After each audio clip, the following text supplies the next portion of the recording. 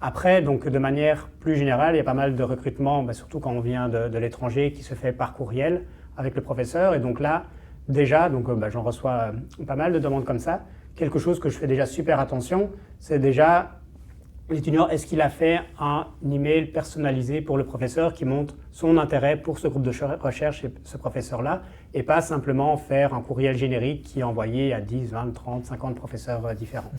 Donc ça c'est aussi un conseil que je souhaite donner. Donc si vous souhaitez être recruté pour un certain labo, montrez de l'intérêt et faites un email personnalisé au professeur en question.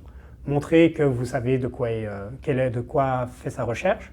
Donc idéalement lire certains de ces papiers, et encore mieux, c'est déjà proposer des idées d'amélioration des papiers. Ça, c'est vraiment un gros plus. Si je vois qu'un étudiant a déjà lu un de mes papiers et qu'il me dit « Ah, mais ça, ce serait intéressant, il y a une petite faille là-dedans » ou alors il jouait une idée d'amélioration, ça, je me dis « Ah, ben ça, c'est génial, il a déjà réfléchi là-dessus, c'est peut-être un problème que moi, j'avais déjà réfléchi. Lui, il a réfléchi là-dessus. » Donc là, en tout cas, le premier contact, il est généralement fait et donc je le rencontre. Et après, on voit comment se passe la rencontre. Admettons que vous avez justement assez de profils qui ont fait preuve d'intentionnalité, des messages bien personnalisés, d'aucuns qui ont lu des papiers. Quels sont selon vous des critères de distinction entre les deux? Est-ce que c'est la motivation? Est-ce que c'est la motivation qui vous pousserait à choisir un étudiant par rapport à un autre, sachant que les deux ont proposé plutôt des bonnes lettres de motivation, un bon email, voilà, et qui ont des profils assez intéressants.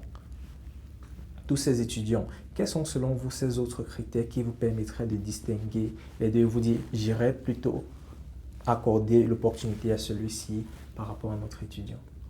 Déjà, donc là, je vais te répondre de manière plus théorique, étant donné que ce cas-là ne s'est pas encore représenté, où j'ai dû faire le choix de deux étudiants pour un projet sur base d'un email où c'était identique. Mais sinon, moi, ce que je fais très attention aussi, comme j'ai dit, la motivation, mais également la résilience face aux difficultés.